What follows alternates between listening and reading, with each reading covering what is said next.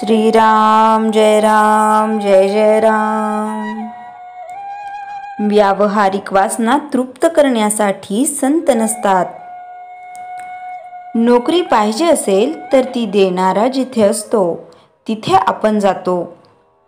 त्याप्रमाणे भगवंताची भेट घ्यायची असेल तर संत जिथे राहतात तिथे आपण जावे।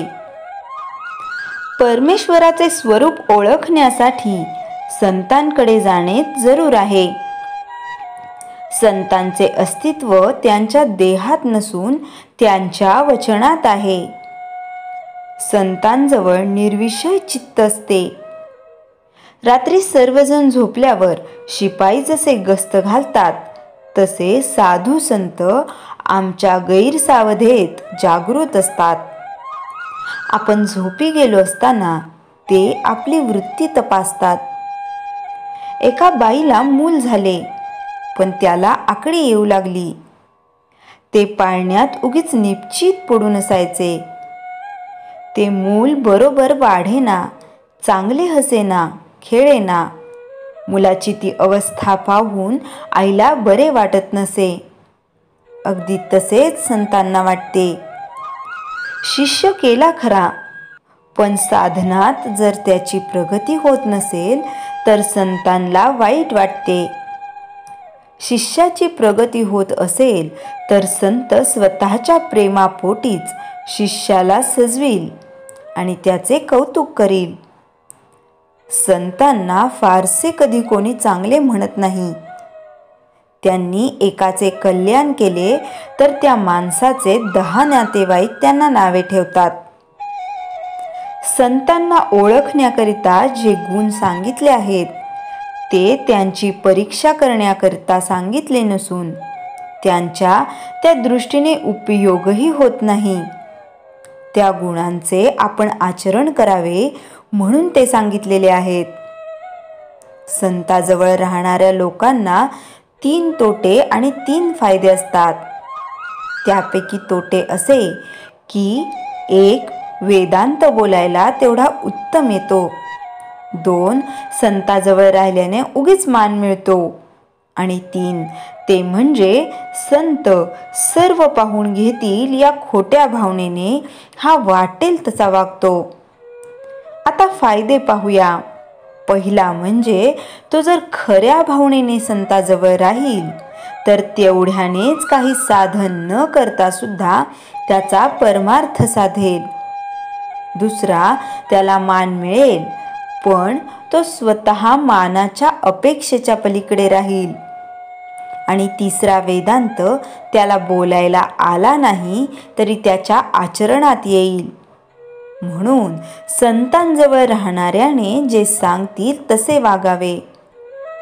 मानाची अपेक्षा करू नये आणि फारसा वेदांत बोलू नये। तोंडापर्यंत आले तरी दाबून टाकावे। संतांची आज्ञा प्रमाण मानणे हेच प्रचिती येण्याचे साधन आहे। व्यावहारिक वासना तृप्त करण्यासाठी संत नसतात हे ओळखून आपण त्याची संगत करावी।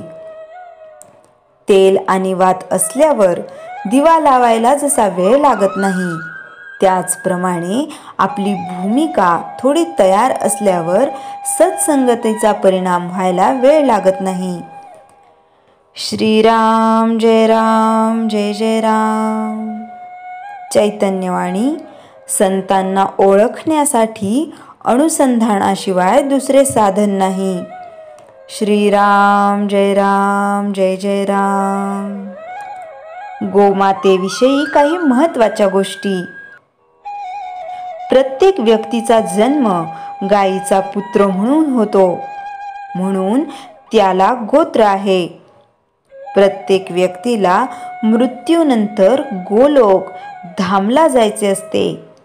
प्रत्येक जीवाला गोलोकवासात जायचे असते। प्रत्येक जीवाला मृत्यूपूर्वी गाय दान करून वैतरणी पार करायची असते। ज्या ठिकाणी गाय माता उभी राहून आनंदाने श्वास घेते तिथे वास्तुदोष संपतात। ज्या ठिकाणी गाय माता आनंदाने रडू लागते त्या ठिकाणी देवता फुलांचा वर्षाव करतात.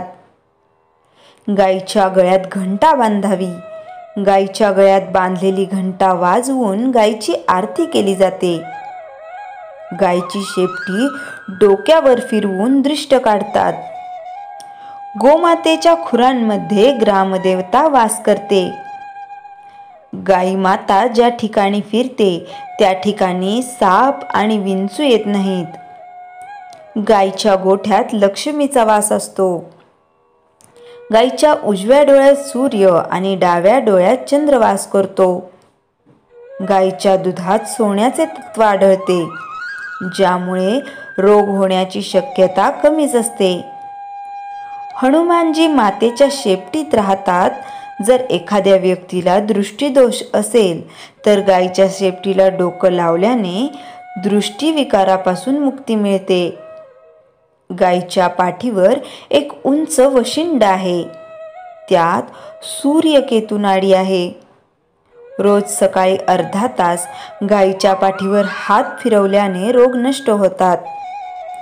गायीला चारा खायला दिल्याने 33 प्रकारातील देवतांना भोग अर्पण केले जातात. गायीचे दूध, तूप, लोणी, दही, शेण आणि गोमूत्र यांपासून बनवलेले पंचगव्य हजारो रोगांवर औषध आहे. याच्या सेवनाने असाध्य रोग नष्ट होतात. ज्या व्यक्तीची भाग्यरेषा झोपलेली असेल त्यांनी गूळ तळहात ठेवून गाय मातेला जिभेने चाटल्यास, मातेच्या तळहातावर ठेवलेला गूळ चाटल्यास त्या व्यक्तीची झोपेची भाग्यरेषा उघडते. गायीच्या 4 पायांमध्ये प्रदक्षिणा केल्याने माणूस भयमुक्त होतो. महान विद्वान धर्मरक्षक गोकर्णजी महाराज यांचा जन्म गायीच्या पोटातून झाला होता. देवदेवतांनी या पृथ्वी तलावर केवळ गाय मातेच्या सेवेसाठी अवतार घेतला आहे. गाय मातेने वासराला जन्म दिल्यावर पहिले दूध वंध्यत्व असलेल्या स्त्रीला पाजल्याने तिचे वंध्यत्व संपते. निरोगी गायीचे 2 तोळे गोमूत्र दररोज 7 पत्री कपड्यात गाळून घेतल्यास सर्व रोग नाहीसे होतात. जो गाई मातेकडे प्रेमळ नजरेने पाहतो त्याला गायीची कृपा प्राप्त होते. काळ्या गायीची पूजा केल्याने नवग्रह शांत राहतात. जे धर्माने गायीची पूजा करतात ते शत्रुदोषांपासून मुक्त होतात. गाय हे फिरते मंदिर आहे.